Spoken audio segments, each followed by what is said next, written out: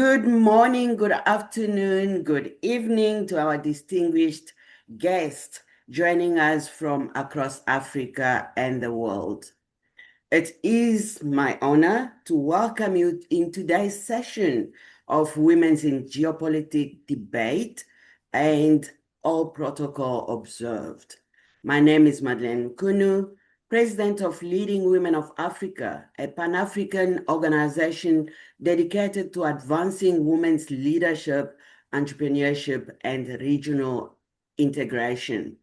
I'm also the convener of Beyond Boundaries, the platform that we are using today, a platform which is dedicated to amplify African voices, in particular women in global affairs.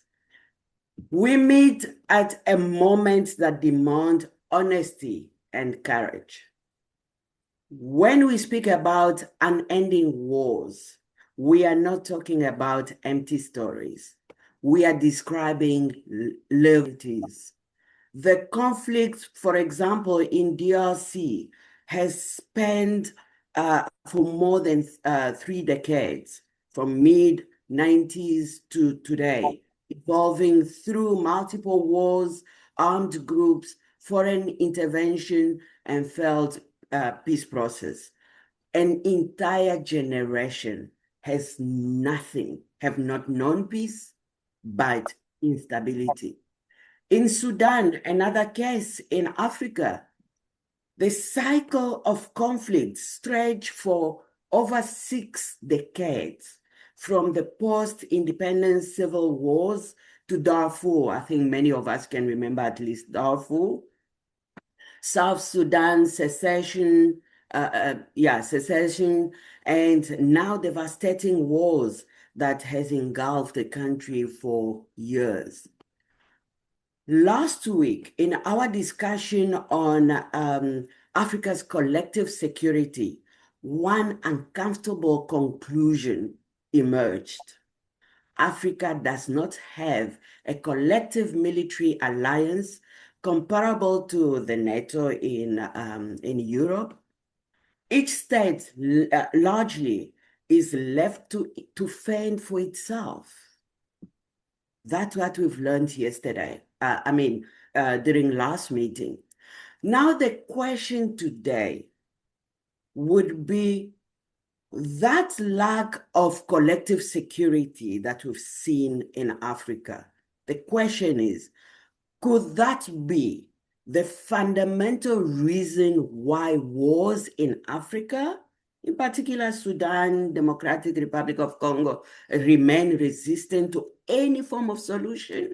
That is really the main question that we will debate today.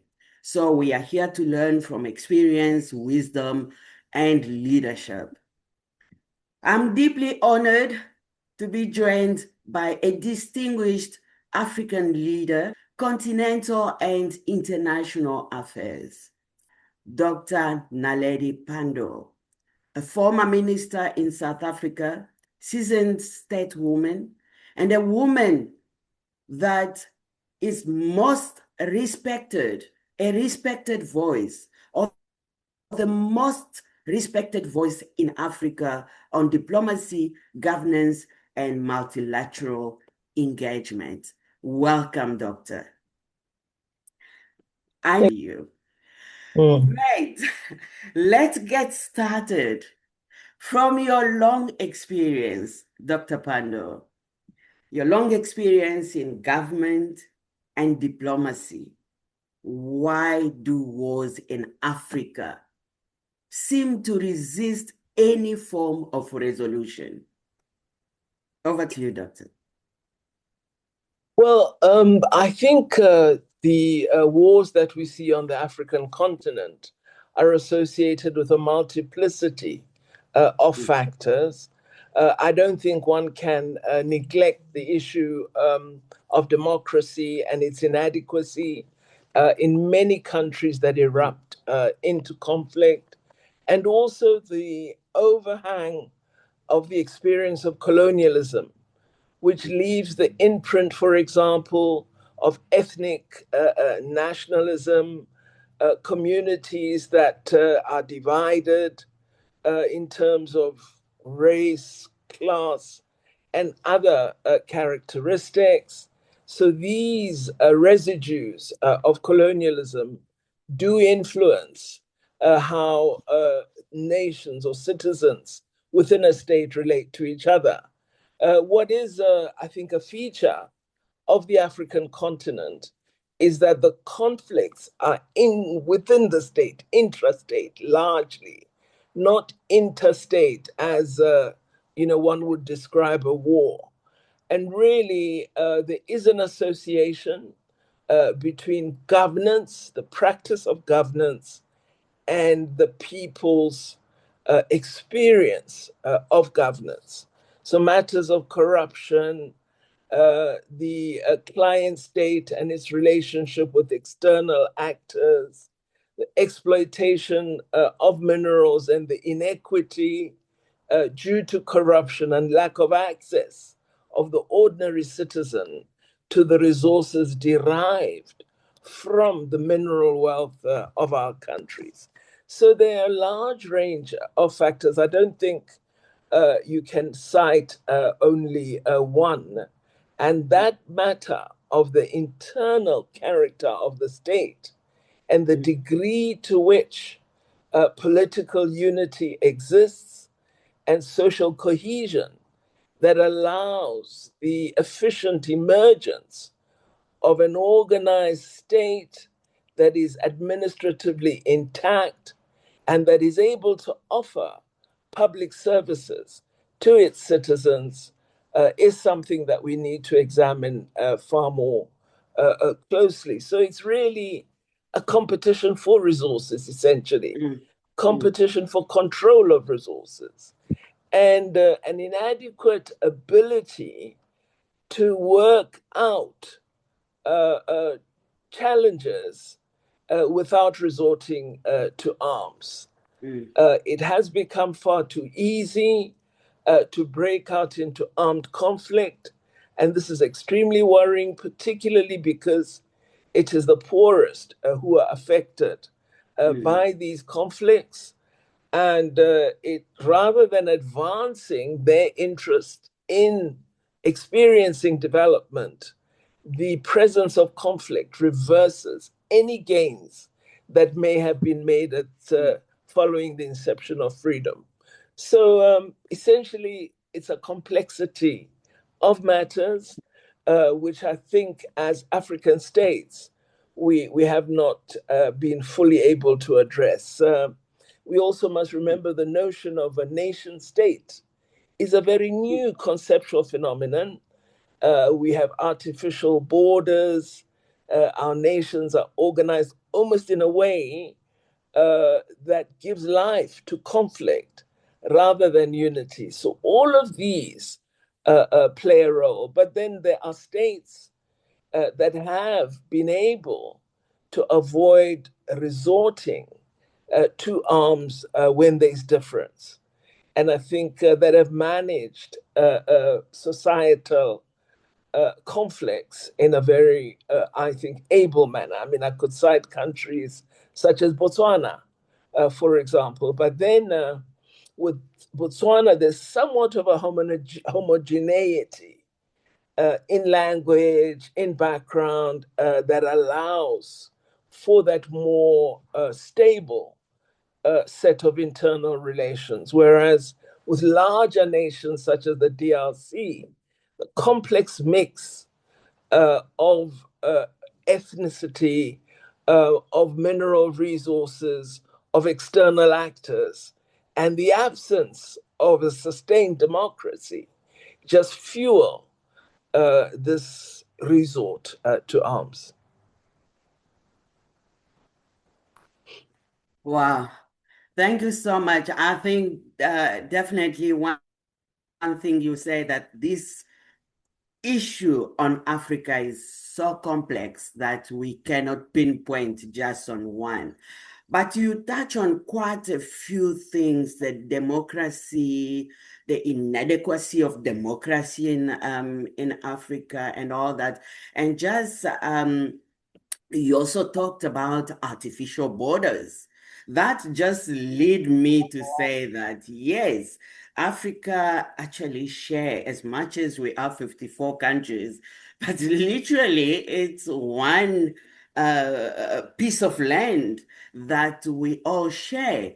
And if I can remember now, during last week argument or debate, there was a core argument that the issue of sovereignty of states is actually what is leading to Africa not having that collective security guarantee because each state is sovereign and so on. Now, just talking about that, because you mentioned about artificial borders and so on, and yet we have the issue of sovereignty, and we've learned even last week that the AU, unfortunately, has also some limitations. Now, I think my question to you would be, at what point that sovereignty stop protecting African people and it's actually failing them, or what African leaders should do, maybe a different model, so that we can gain that collective security that Africa need. Well, I think, Madeleine, it's important first to begin by saying if you do not have a peace, you can't establish sovereignty. And so the absence of peace leads to a situation in which there's an overemphasis on sovereignty. So instability is very linked to this attachment to the notion of a national state that must be left alone to carry on its particular objectives and goals. And so that limited notion of a nation state immediately contradicts the intention of a unified framework such as the protocols of the African Union, which assume that you have, to some degree, matured in understanding that there will be a limitation of sovereignty in the interest of African unity, African development, and African collaboration. But if you are caught up in a context where you have to be insular, and look at your national state interests, you're not going to have a great deal of attention to the obligations that the African Union has set out. Now, the irony is all member states agree to the protocols that have been framed by the African Union. But the agreement is easier than the execution because the execution requires that element, as I say, of accepting that you are now mature and that, in fact, unity in Africa is not a threat. It is a strengthening of Africa. And I think that takes time. As you know, with respect to Europe, before they settled into European states, they had many, many wars, the 100-year wars of Europe. So forming nation states does take time. And Africa post-colonial, we're talking perhaps at maximum a mere 70 years. We've not had, those hundreds of years of being a nation, of having coherent governance and so on. So our lack of maturity and associated with that is, the matters I mentioned of this competition for resources, which is essentially corruption, exploitation of mineral resources in the interests of those who govern and their clients in the external space. So all of that adds to our problematique. I think the African Union has tried to really recast its political ideology and the orientation of the organization since the change from the OAU to the African Union. But you do find when critical moments arise, some of the states resort to sovereignty. So when you're talking African Free Trade Area, a state would have to say, rather than African relationship and strengthening of trade among ourselves, it would be what does it mean for me? If there is a strong, productive country like Kenya with a large economy, how will that impact on my small economy? So rather than seeing this as an attribute, it is viewed as a threat to a state. So we need mindset changes among our leaders. And perhaps we need to develop a clearer model for implementation of the steps that lead to the ideal. So, understanding as we frame policy that we will begin with small steps, but all of them would be leading to the larger ideal of African free trade. So, initially, you might have support in developing productive capacity. In some countries, you may have lower tariff regimes or fewer customs free goods and so on. And so you build the steps toward the full meaning of what African free trade might look like.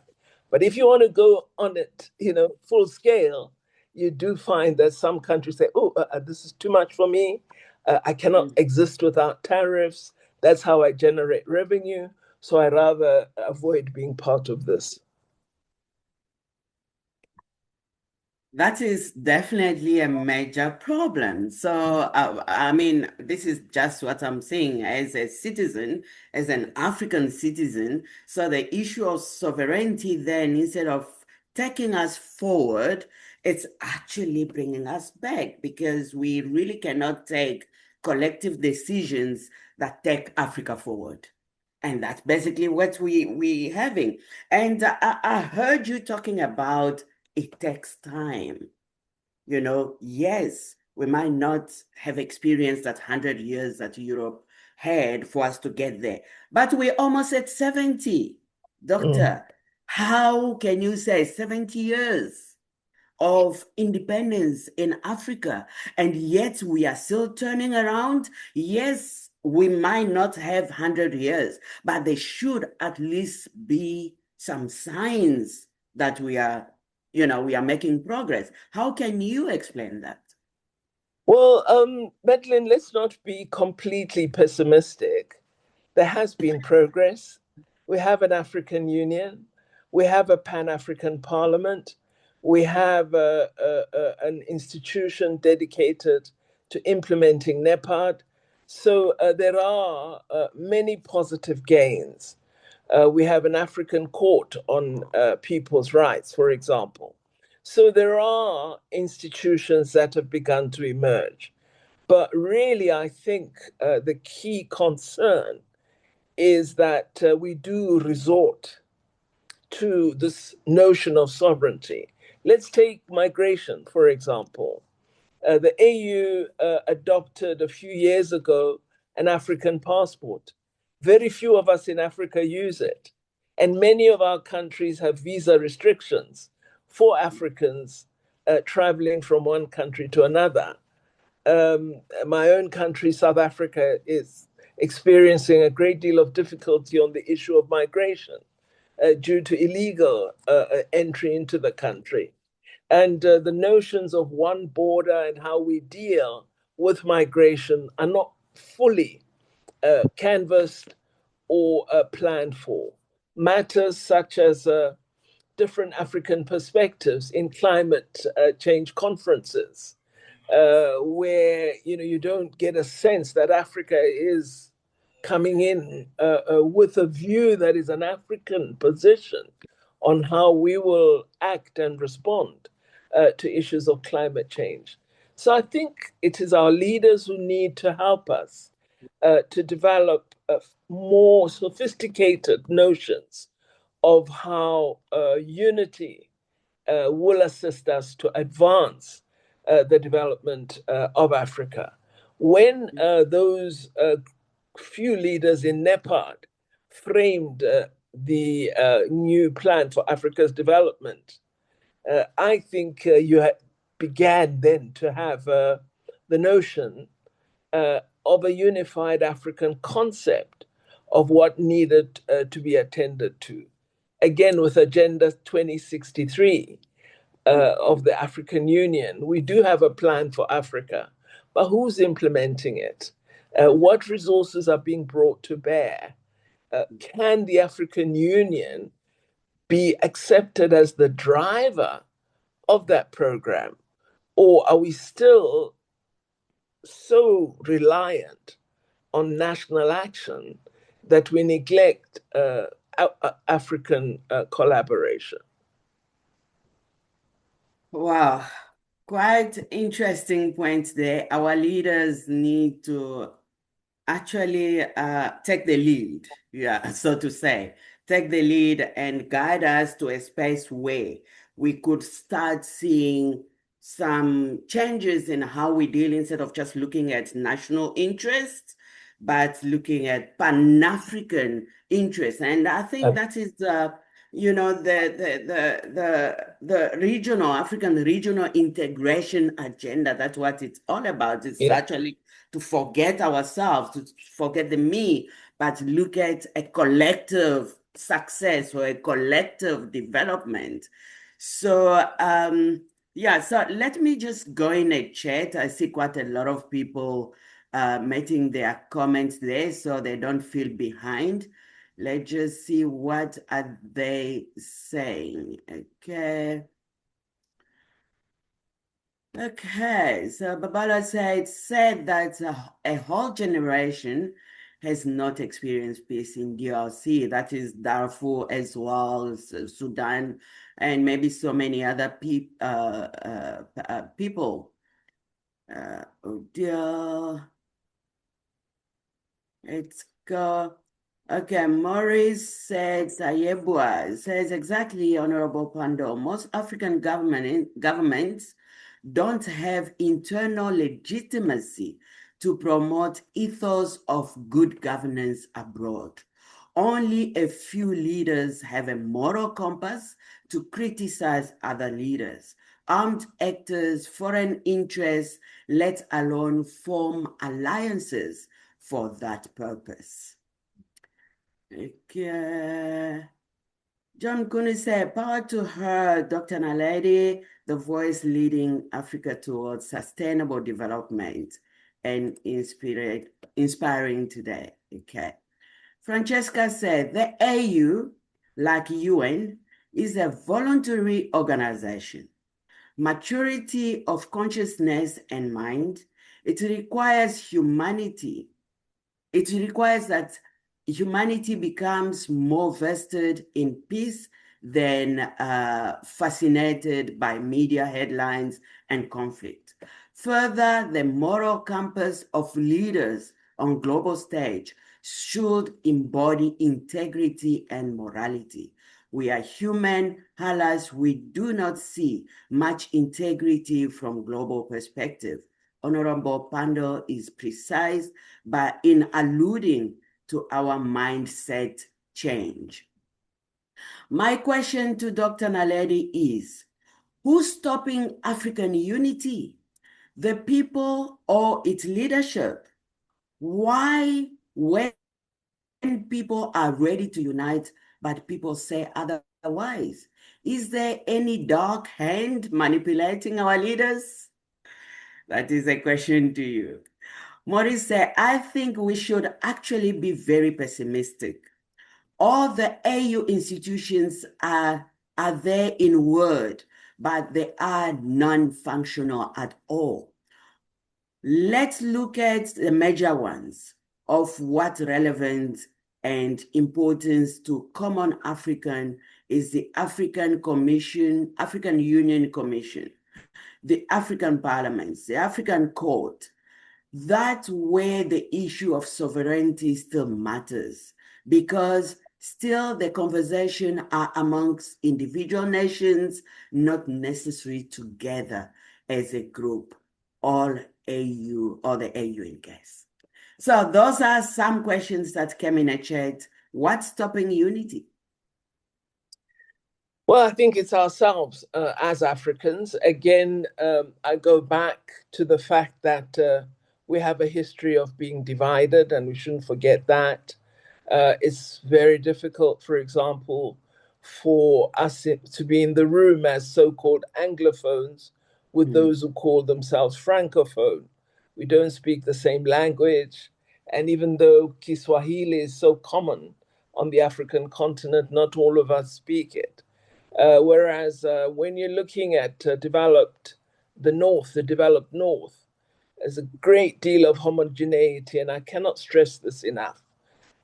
We really need to appropriate the notion that we are one continent, one people, and if we put our resources together, we will be able to advance our development.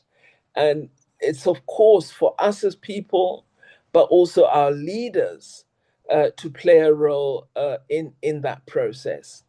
And our leaders should resist allowing external forces to come in and sow a division among us and actually extract our resources, refine them elsewhere, and sell them back to us at a very expensive level. So we need to industrialize, we need productive capacity, we need to build skills that are innovative, etc. There's so many things, and all of it is in our policy instruments. But it's just a matter of execution. And I think all of us are responsible. I don't think it's one group or another. And as people, we engage in civil society groups. We are part of political organizations. And as the millions who make up civil society, we can be social agents in our societies. We shouldn't just be observers of life and of the progress of our society. We need to impact on what is happening on our continent. And when our leaders are off track, we need to hold them to account. We need to say to them, we want accountability, we want transparency, we want a media that can express itself, but it must not be a media that is being paid by the CIA or some other external group. It must be professional journalists who really do their work in a professional manner, and we should support that. So democratic ideals and democratic rights are very, very important. And I think rather than doing what we tend to do, which is point the finger at politicians, we need to say, what agency am I bringing as an African into my progress, into the development of my country, and persuade the people that they need to refuse to be part of the negative that causes Africa to be held back. Oh, yes. I think that's definitely, I love the notion that you brought, and I think everybody actually needs this. The notion that we are one as a continent. I think that, yeah, I don't know why it's taking long for all of us to realize that we are one, we are literally one. And when you talked about our leaders must avoid external influence, external forces. I think actually, if we look at the whole scenario on the continent, with the paradox that we are seeing, I think, the paradox of Africa, nobody can deny it anymore, a resource-rich continent, yet we remain so unstable, so inadequate, and that generally, and we cannot, mince the word on this, because of the global competition over the resources and strategic spaces, right? So I think there's just so much that we can discuss today around that. I think then my question to you would be around the external influences and so on. What strategy, what new strategy we can have? Because you did speak about we have policies, but there's lack of implementation. And like, yeah, we do have this plan. Even you mentioned the Agenda 2063. Everything is there, but who's basically implementing it? Who's, making it happen? So somewhere we need to look at then internally, and you actually put responsibility on every African. What am I contributing? But then we're talking about this external influence, external forces that are coming. What new strategy should we put in place so that we can see that our leaders avoid those external influences?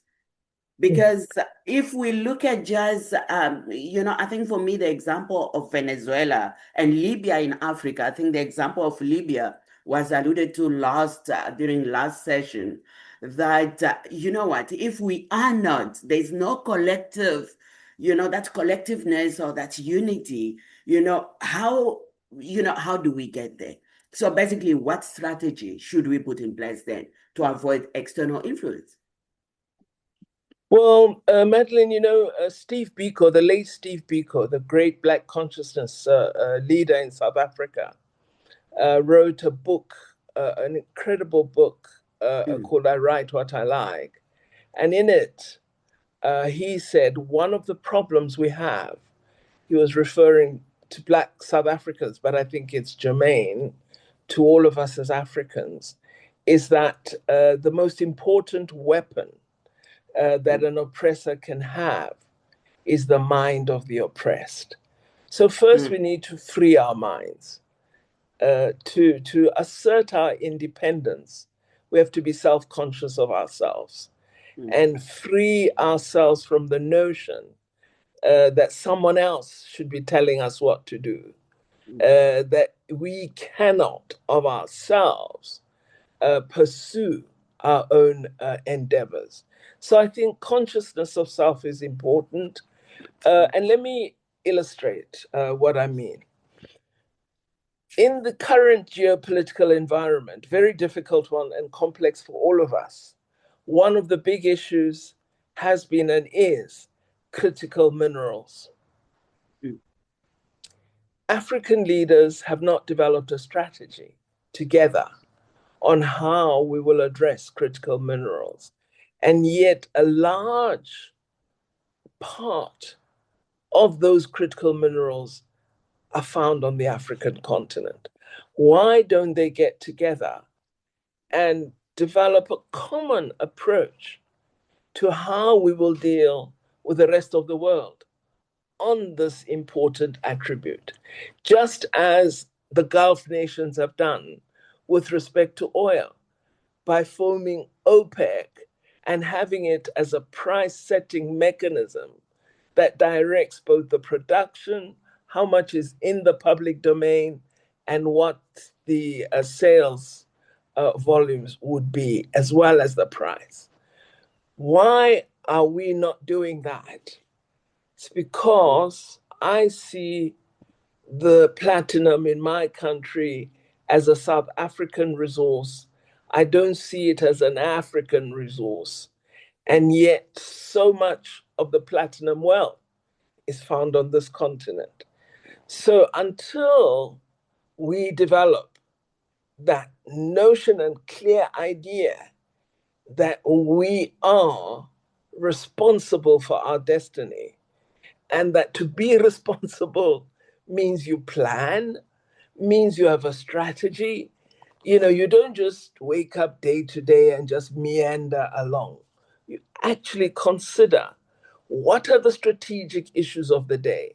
how do we manage them most appropriately, and how do we address them together? So let's get our mind out of the hands of the oppressed.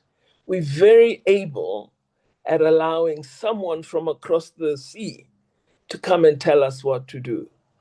Why do you have some of our presidents signing peace agreements in front of a president who's hostile to Africa? And yet we cannot sit on our own and agree to end conflict.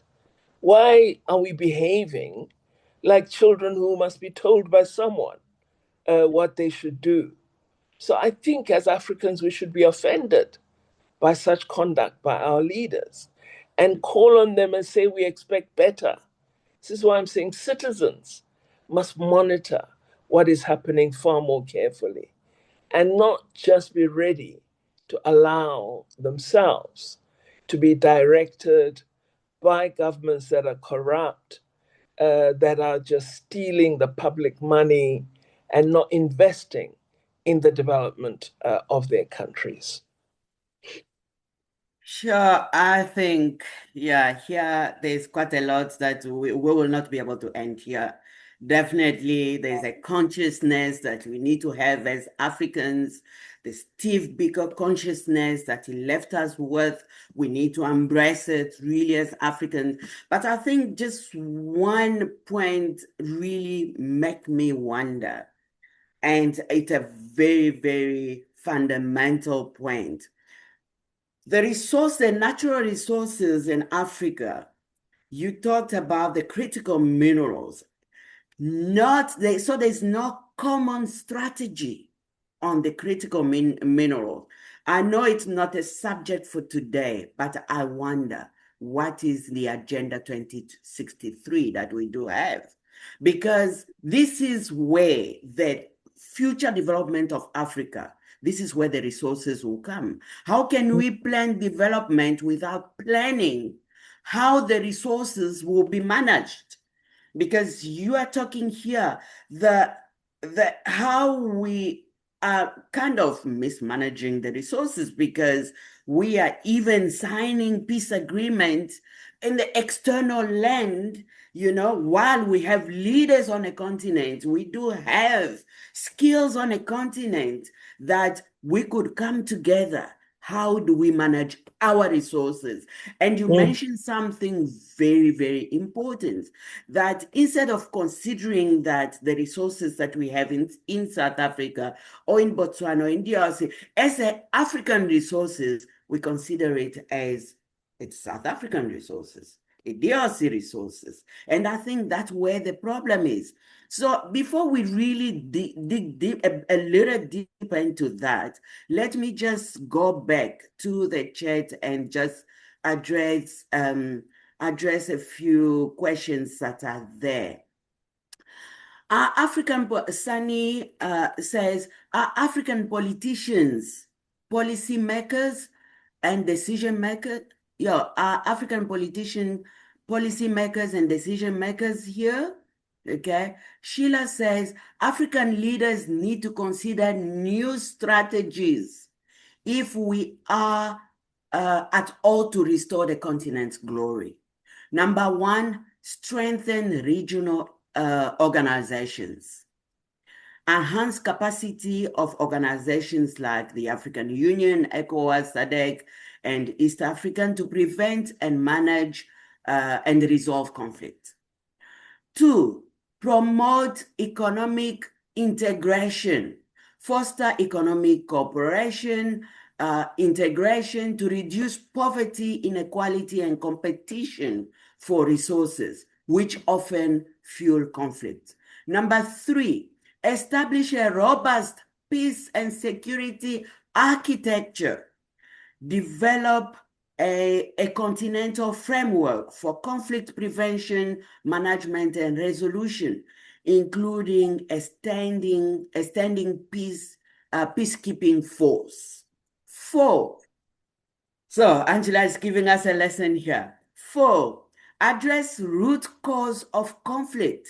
tackle underlying issues like governance, inequality, and resource management to prevent conflict. 5, encourage dialogue and diplomacy, foster a culture of dialogue and mediation and negotiation. And develop a common African defense policy. Oh, wow. I think let's just comment on Angela's comments there. I think last week it was mentioned that we don't have enough military personnel in Africa with 1.4 billion people. How is that possible, Dr. Pandor? Well, I do worry at the notion that we need more military personnel because it almost sounds as though we want to have a greater preparedness for conflict. So that, for me, that would be a concern. What I would want to see is attention to the standby force of the African Union, which was first proposed in 2010. But it is only in recent years that you've seen African member states contributing to the fund for establishing the standby force. And I believe at last count, perhaps 40 something percent of the required funding had been raised. So not all states have contributed the sum that they're supposed to pay toward this force's establishment. But at least those steps have begun to be taken. But the key for us in Africa is prevention. Because once conflict ensues, to stop it proves very difficult, and the level of destruction in conflict of infrastructure, human displacement, neglect of humanitarian law, abuse of women through a weapon of rape, abuse of children, all of those factors that are associated with conflict have such a terrible impact that really our greater focus must be conflict prevention. And our governments should be focused on ensuring social and economic development of their countries. That should be the purpose of government. It can't be that you have 50 years of democracy and there's no clean water available to the populace, or you have 50 years of democracy and sewage is running through the streets of municipalities. So there is a challenge of governance that must be addressed. Now, on the matters that were raised, very good 5 points. On the strengthening of REX, this is a key policy of the African Union. The instruments of implementation are the regional economic community bodies. So your SADC, your ECOWAS, the central region body. So all of them are the ones mandated to ensure on gender equality that the protocols on gender equality are implemented. On representation in political office, they must oversee that greater equality ensues in political competition. On electoral mechanisms, there's an electoral protocol on elections of the African Union, but it can only be implemented at regional and national level. And it's the REX that have responsibility for that. On economic integration, again, the REX are given the key roles. AU has not defined itself as being a sole executioner. It helps to frame policy and steps in to support where required, and also ensures the sustenance and existence of continental mechanisms. But as I said earlier, we do have a very sophisticated policy framework for the continent. The key is execution. I would encourage the participants and those on line today to really look at the excellent progress that's being made with implementation of the African continental free trade area. I think that that particular office is really doing well, as well as the SADC, the NEPAD, the development office, AU NEPAD, which is really making rigorous attempts to advance the NEPAD agenda. On economic integration, the AFCFTA is critical. Then are working on automatic payment systems. They've agreed on the tariff regime, and almost, I think, 92 or 99% close to completion there. So there is work being done. On peace and security, that one we've talked about with the standby force, but also much more difficult terrain, often because governments are involved in the conflict area. And as I said, when AU attempts to intervene, this notion of sovereignty becomes very visible and strong. And that's why prevention has to be addressed. We've got to become better at identifying flashpoints and at intervening before there's an outbreak of armed conflict. And so helping communities to settle difficult matters. So when we began to see trouble emerging in Tigray, in the Tigray region, we should have come in to engage with the federal government of Ethiopia to see how the continent could be of assistance and how we could avoid a situation in which there was that outbreak of horrible conflict.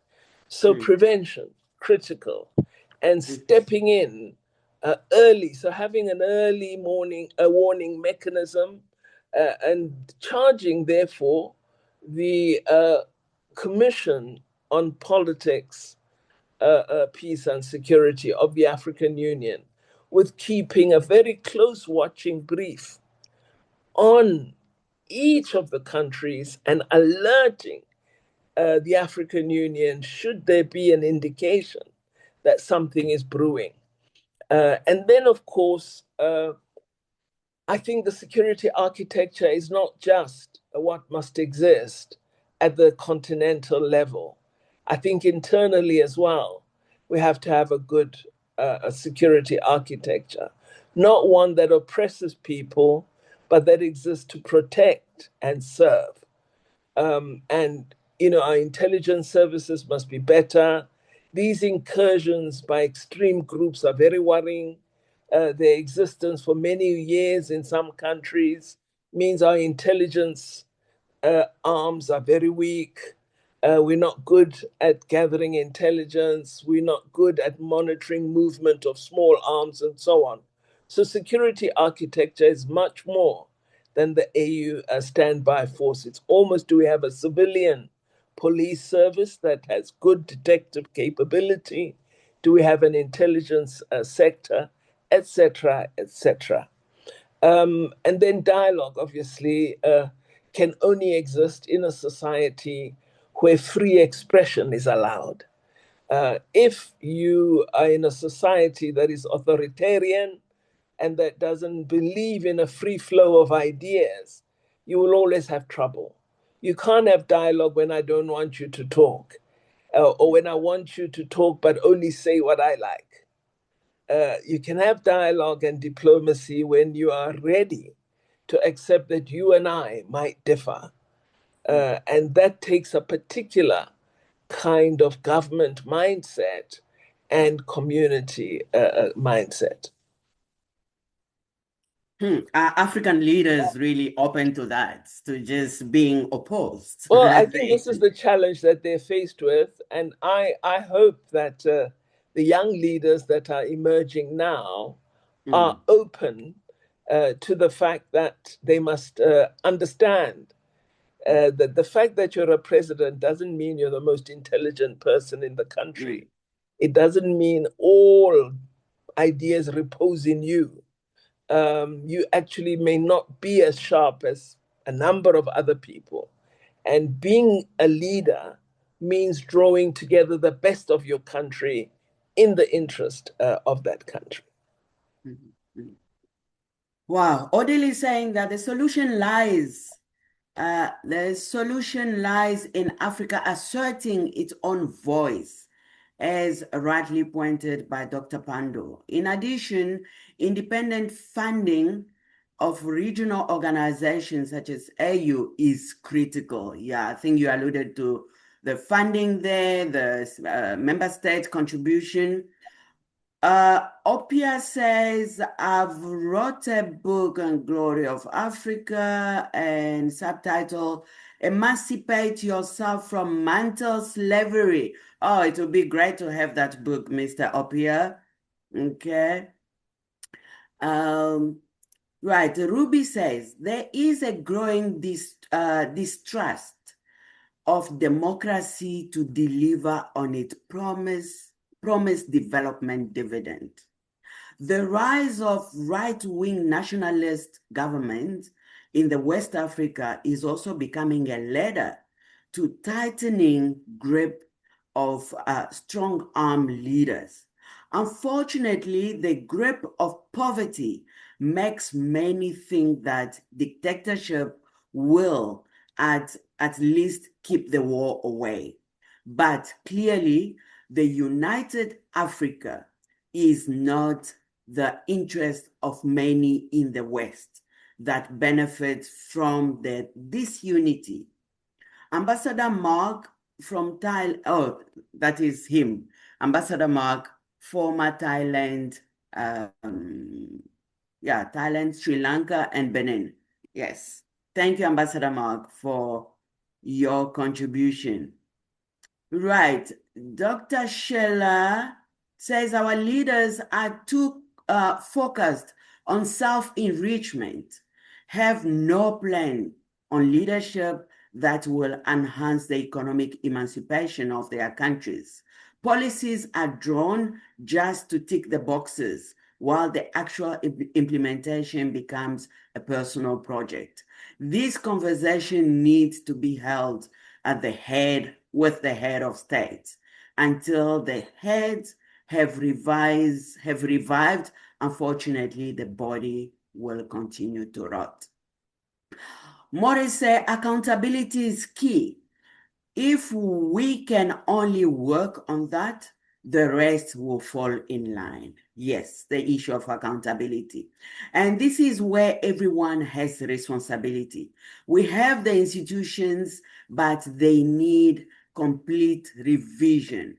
Civil society and private sector, especially media, to name and shame the corrupt, the warmongers. Two, we need an African code of human rights and justice, accessible to all Africans, not just government. Three, finally, we need a clear continental financing mechanism for both AU. Opia says citizens cannot monitor the leaders of African countries because they are inaccessible. Renee says our leaders in SA have 5-year tenure in politics. And what they do is align themselves through corruption for retirement. They sell out our people at various levels. Opia says, I also write a revamping for Nigeria. Okay. Adiobi says, I grew up in Nigeria as a child, and that Africa is poor. I hated being an African because of this narrative. Now living in the UK has made me realize that Africans are just living on handout while building palaces by the 2% of people. Sunny says, but there are no citizens in Africa in a very sense of it. The inhabitants are being bulleted, and bombed if they raise any concern about how they are governed. How will they be development?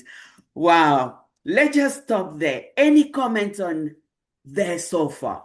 How can there be development? Because I heard you earlier on really insisting on accountability. We need to hold our leaders accountable. How is that possible if they are not accessible? If they want us to shut down? If we just cannot say anything without Well, consequence. we elect them, by the way. They don't elect themselves in many of our countries. Many of us have elections and we elect the most terrible people. So we need to become more careful at assessing candidates and ensuring that we have people in office who are genuine in their commitment to the development of their people and their country and the continent at large. And here, civil society is very important, education on democracy, making people understand why we have democracy, what democratic institutions mean in a society, and what role they should play. I also urge us to study what we have as institutions on the African continent, because you will find we do have African courts actually, and some of them are functioning very well, protecting children's rights, for example, and other human rights. So let's not downplay the progress that Africa has made. There has been progress on the continent. And I think we perhaps don't read enough about our continent. We don't read the declarations that come out of the African Union. And perhaps we're not totally attuned with the developments that have occurred in the past decade. So I do think there's more we should do. I see someone is saying elections are rigged. Then we must insist that there should be independent electoral bodies. Again, the public must not define itself as weak. The public must define itself as a voice in driving the character of the democracy. On accountability, absolutely, and this must occur through Parliament. So we must raise our expectations and make our expectations known and not behave like weak citizens who have no impact or control. We need, where necessary, to show our displeasure and where possible to show our pleasure. Participate, be active, be knowledgeable. It is us, the citizens, who shape the society and who ensure that a credible, active leadership emerges. If there are leaders who are not genuinely elected, as someone is just saying on the screen, then it is us who are allowing that. Again, what mechanisms should we have to put a stop to that? And really, let's play a role because it is through our action that we will shape the character of our society. Well, and chasing away Europeans, while in Botswana we cannot even buy gold. Opia says Captain Traore is doing great. Under President Cyril Ramaphosa is doing well too. Okay. We need to be better. We need, Francesca saying, we need to be better. We need to focus on sustainability and African development. Gender mainstreaming could be a peaceful aspect as both men and women have strength. It's strategically proven that productivity increase in entities with gender positive environment. Yes. Opia, if Africa does not manufacture arms, there is another point. Why buy to provide support? Japan wasn't manufacturing in the 60s, yet they wage economic warfare in the world and won. African countries can do the same. You have raw materials now. The world needs. So what stop you from using this to make? France used Tinubu in Nigeria, the Nigerian president, to try get Niger to dance the tune. Oscar said, I fear we have underestimated the depth and impact of colonization and slavery on Africa. I even wonder what African and Africans mean outside of the West. African leaders need to consider new strategies if we are at all to restore the continent to its glory. And so she shared that earlier on. Odile said early warning systems exist through the AU Peace and Security Council, which collaborates closely with the UN Security Council, UNC Resolution 2719. However, funding remains the issue, especially implement and execute Silencing the Gun 2030. Oh yeah, that is a project. Still a long way to go, but we must persevere, a luta continua. Yes, funding is the issue, and I think we're gonna have to soon we're gonna have to break. I think we've given Dr. Pandor a lot of lot of work, but let's just have one more question. How can we trust the AU when infiltrated by external power such as Israel? Dr. Pandor, that was directly to you. Elections are rigged. Oh, yes, you've alluded that one already. Many of them are not genuinely elected. They are selected, or as the case in Nigeria, civil coup. Wow, there's just so much. I think let's go to the issue of funding. And I think one critical question here, how can we be independent when the AU is infiltrated? I come back, Madeleine, to the point I've made earlier. How do we view ourselves as Africans? What do you think of yourself?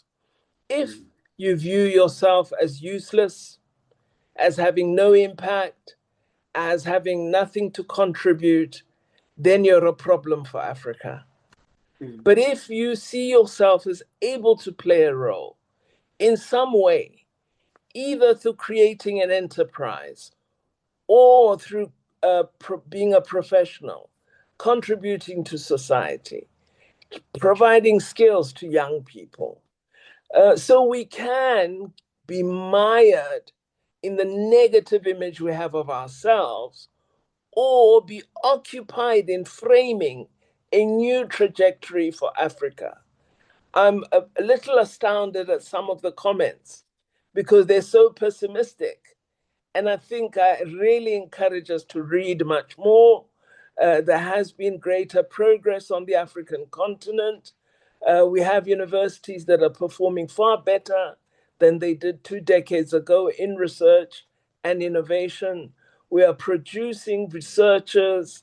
We're doing very well at the PhD level. We're beginning in some countries to produce, manufacture, and export pharmaceutical products from Africa.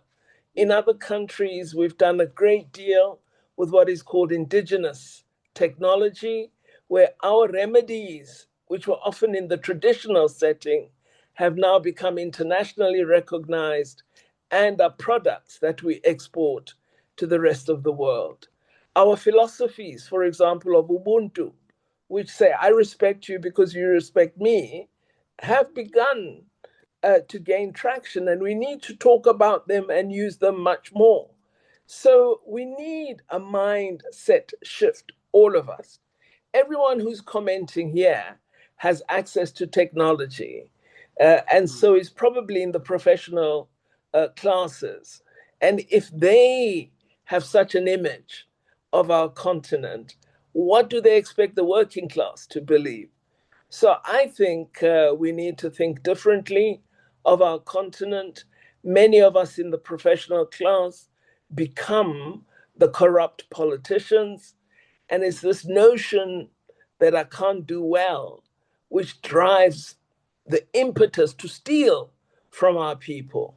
But if we believed in ourselves that I have opportunity, I can make a difference, we'll be focused on making a difference and not on stealing. So I really think a mental shift needs to occur. And we need to move away from this notion that there's something out there that will make a difference to us. Africans doing from themselves is what will make a difference to Africa. Wow, thank you so much. A mental shift is needed, and we definitely need to do that. We need to look at the positive. We need to look at the positive progress, development that is happening, like you alluded to.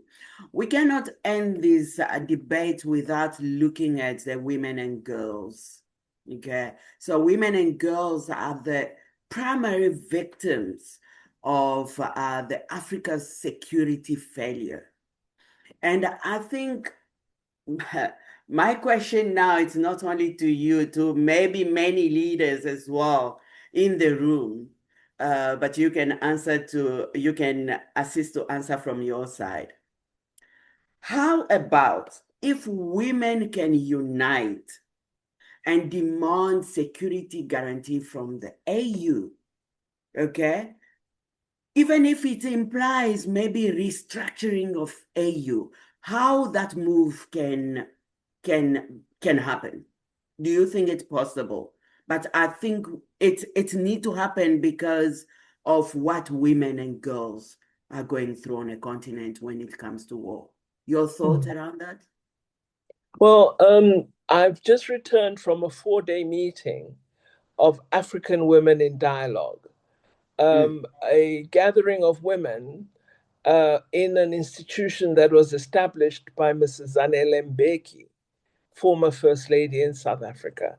And it brings thousands of women together to discuss the challenges and the opportunities that exist on the African continent and the barriers that women and girls experience and possible strategies for overcoming them. So while it is a forum in which problems are described, it also allows women to talk about solutions they have developed, and so gives others an idea of what is being done elsewhere and how they may use those examples in their own settings.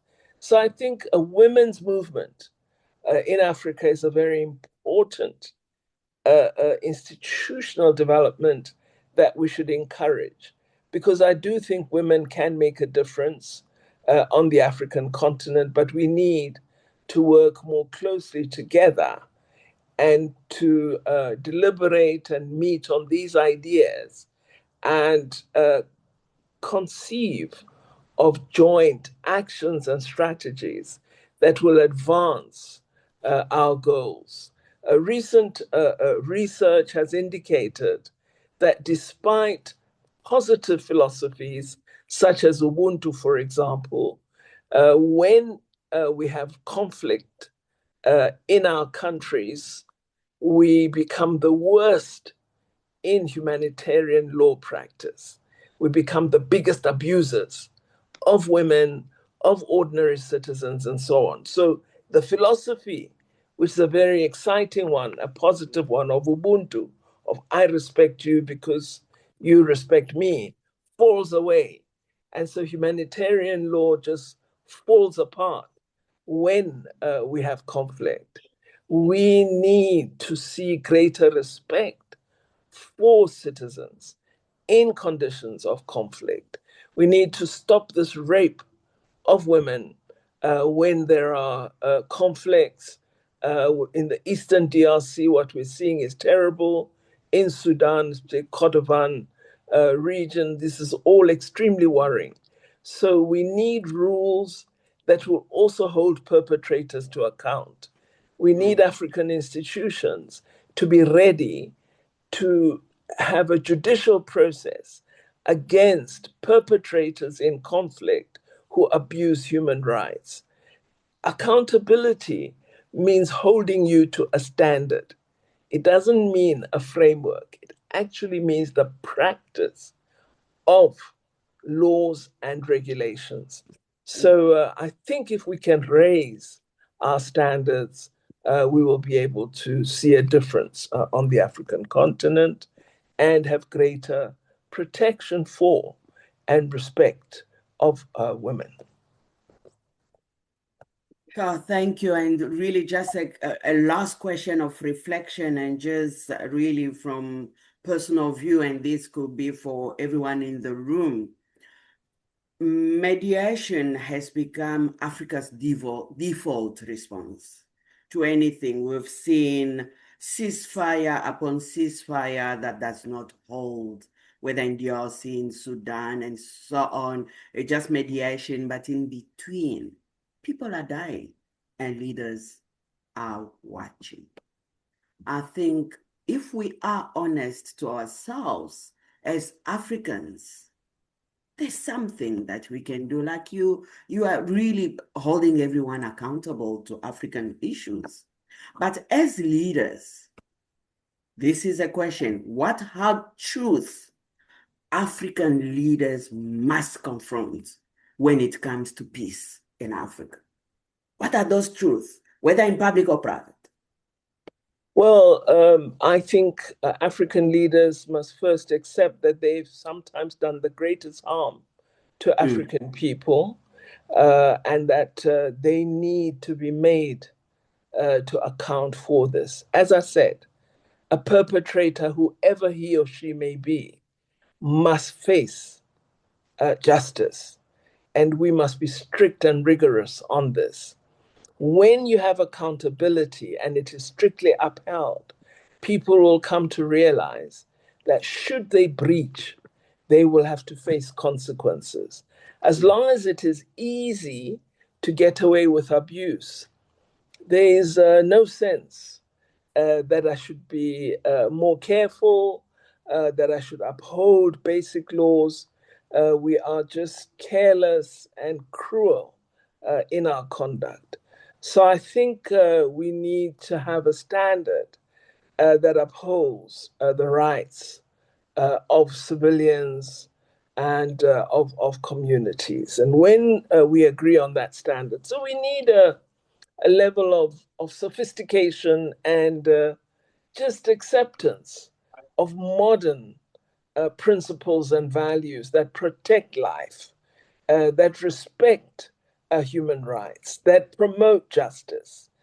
These are still concepts that are missing. And when you have mediation, the conflict has already broken out. In some jurisdictions, they have laws that soldiers cannot act on an illegal directive from their commanders. So they can't fire on civilians, for example. They can refuse to act on that instruction. We don't have such practices.